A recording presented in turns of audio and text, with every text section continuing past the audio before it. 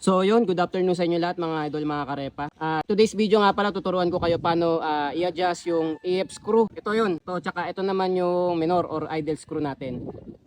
Air fuel screw, tapos idle screw, choke. So sarado lang muna natin to, diretso, papasok, sarado natin yan. Tapos 1.5 full turns, half, 1 full turn, tapos 1.5 turn. Tapos agad muna natin yung minor para malaman natin kung aandar ba siya or wala minor o may minor. So pa-startin natin ngayon mga idol, mga karepa. Angat lang natin yung choke para hindi siya mahirapan mag-start.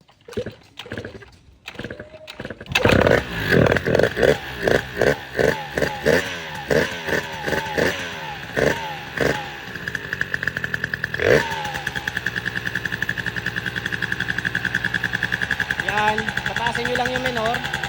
Tapos yung pakiramdam ko medyo overfeed siya ng gasolina. Pag ginawakan nyo ito mamaya, or ngayon, kung hawakan nyo yung manifold nyo, manifold area nyo, kung malamig. Pag warm, okay naman. Pag malamig, medyo overfeed tayo ng gasolina. Babaan natin ng konti yung minor.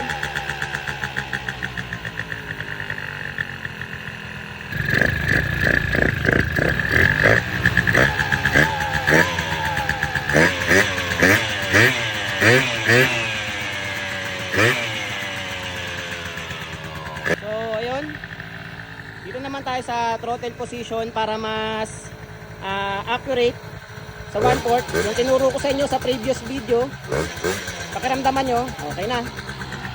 Idle muna. Yan.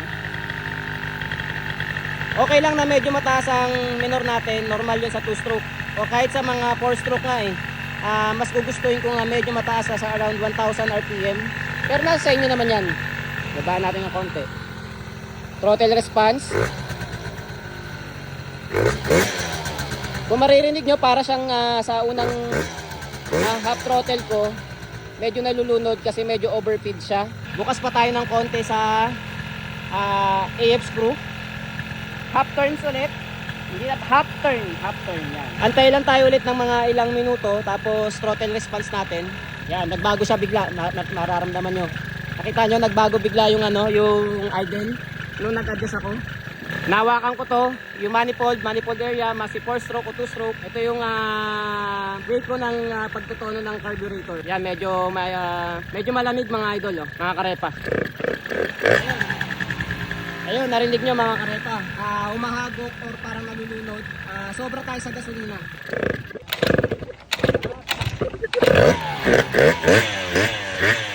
Ulit, nagsarado ako. Tinitignan natin kung saan siya mas magtotono. So pakiramdaman lang to, case to case basis. Again, 165 ang main jet nito at 38 ang pilot jet. So tumataas ang minor. Bababa natin ng konti. 1.5 full turn lang siya. Dito ko siya tinutono ngayon. Throttle response. Nawala yung back down.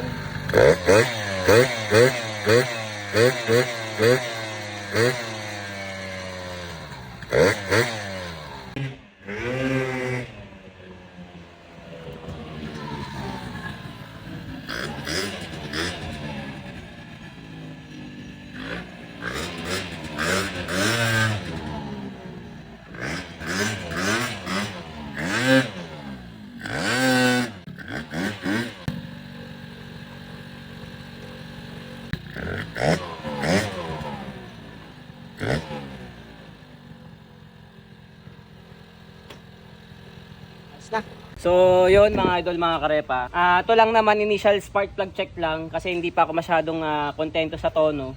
So titignan ko yung spark plug kung ano yung reading, tsaka hindi to accurate titignan ko lang kung yung sa initial start nya tsaka sa rolling ng takbo ng motor natin kung ano yung sunog. Mag-iiba pa to kapag naikot natin or naitakbo natin na mas malayo. Mainit pa siya. So yun mga idol, mga karepa. At ito yung yung spark plug. Pag spark plug reading tayo, medyo grayish whitish siya mga idol. Sa 165 main jet at 38 pilot jet. So kailangan pa nating mag-adjust.